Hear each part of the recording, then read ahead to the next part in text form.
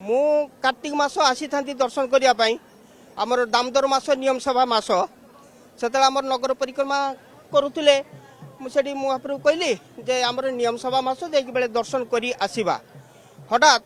आमर गाड़ी चलाऊनी स्कूटी आमर जाइए जलेश्वर मार्केट करने आसिया पर आमर घर को ढुकवा मंदिर के ढुकवा अल्प गोटे रास्ता बाकी अच्छी से किस स्कूटी चलाऊनी गाड़ी एक्सीडेंट होगला तो हठात गोड़ भांगीगला मु चिंता करुँची जगन्नाथ महाप्रभु दर्शन करी जापारे एवं आकाश प्रदीप माने स्वर्गदीपा केमी उठो मने मने चिंता करूथुनी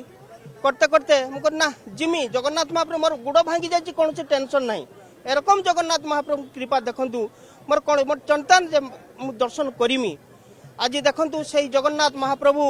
मो गोड़ भी ठीक हो जाए मुझे जगन्नाथ महाप्रभु दर्शन कर अशेष अशेष कृपा जगन्नाथ महाप्रभु जगन्नाथ